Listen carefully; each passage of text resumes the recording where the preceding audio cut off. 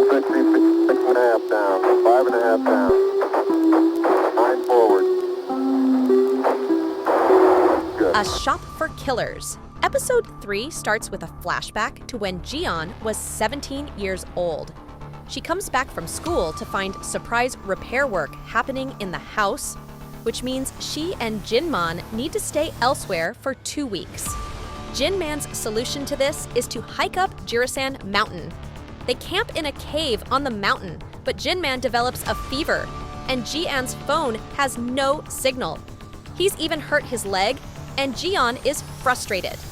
He pulls out a map and tells her to head towards a shelter, giving her a slingshot to protect her from boars.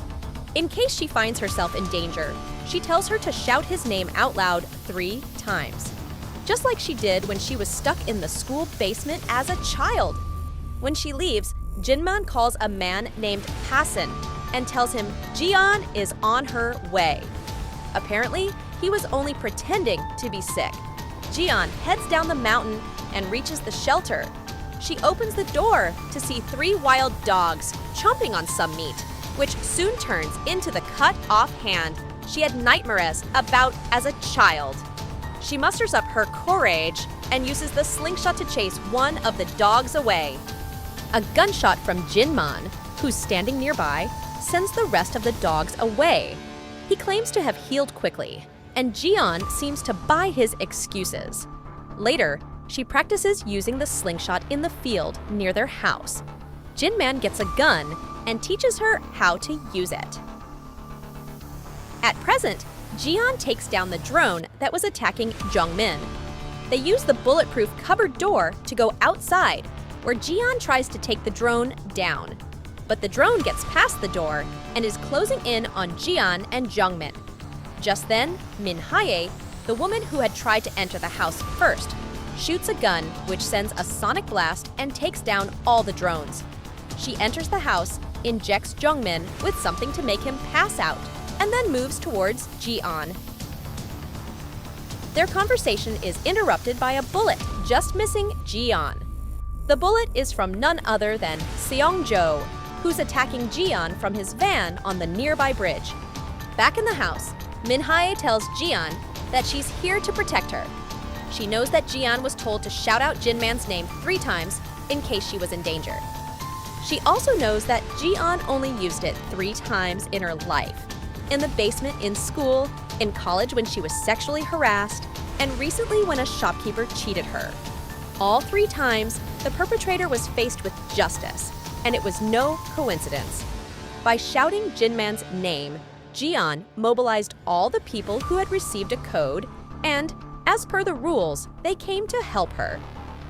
Elsewhere, military announcements continue telling villagers that the army is practicing in the field. A clever lie to stop anyone from helping Jian. The rest of Seongjo's men suit up for the attack as well. The team leader tells Seongjo they are ready. Meanwhile, Minhai releases a smoke bomb in the house, clouding Seongjo's vision. He has a drone sent in to clear the smoke. Minhai shoots it, but then gets shot by Seongjo in the arm. The team leader tells Seongjo that dealing with Minhai will cost more, and he agrees to pay. This is when the first scene from the show happens. Jian uses the broom and mirror to find Seongjo's blind spots. She jumps off the top of the fridge to get to the other side of the room. When she turns the sofa, she finds a large rifle hidden underneath. She uses it to shoot and hits a window in Seongjo's van. By then, the house is surrounded by the other men on foot.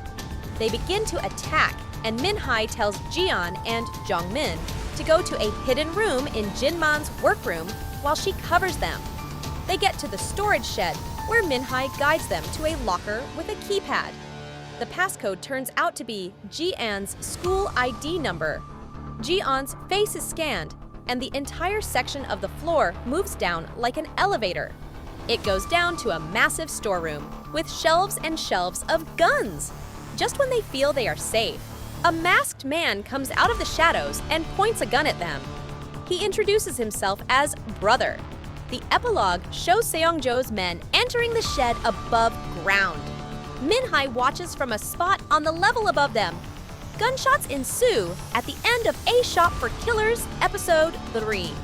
If you are watching this channel for the first time, hit the subscribe button and watch other episodes. Until then, it's me, Mitsubishi, signing off.